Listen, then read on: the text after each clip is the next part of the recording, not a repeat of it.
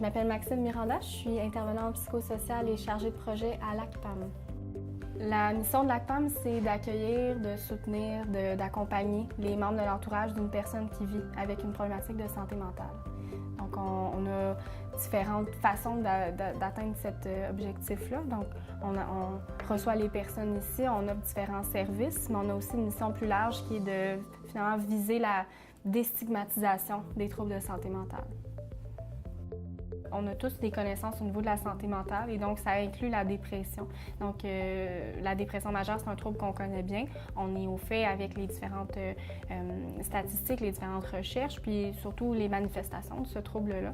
On se spécialise par contre à l'ACPAM à ce que le proche va vivre lui, ce que le membre de l'entourage vit dans sa relation avec quelqu'un qui aurait par exemple une dépression.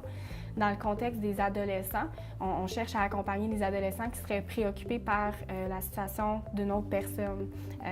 Donc ensuite, ils peuvent vivre eux aussi des difficultés, c'est même très fréquent, mais ce qu'on va aborder, c'est ce que ça leur fait vivre. Donc admettons que leur ami a une dépression ou se sent pas bien, ça a moins d'énergie, tout ça.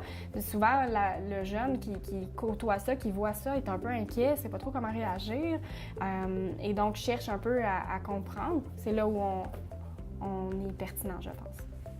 L'adolescent qui souhaiterait bénéficier de nos services peut nous contacter de différentes façons. Il peut nous texter. On a un numéro de téléphone on a un cellulaire auquel il peut texter.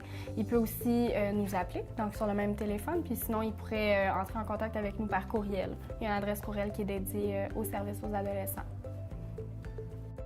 Les services jeunesse sont offerts par une intervenante, donc le jeune qui contacterait l'ACPAM pour avoir un soutien parlerait toujours avec la même personne.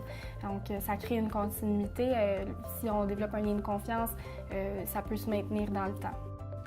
Je pense que de manière générale, c'est peut-être malaisant de demander de l'aide, c'est confrontant, ça fait en sorte qu'on se met dans une position qui est vulnérable. Demander de l'aide de manière générale dans n'importe quel contexte, c'est jamais facile.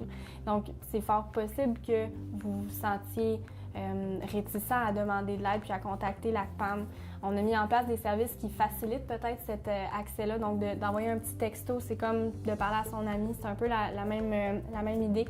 Donc, c'est sûr que c'est gênant peut-être, mais je pense que si vous vivez une certaine détresse, une certaine incompréhension, différentes émotions, ça vaut le coup de demander de l'aide, puis tout le monde le fait. Tout le monde a besoin d'aide, tout le monde a besoin d'aller chercher des ressources, d'avoir une meilleure compréhension de la situation. On est là pour ça.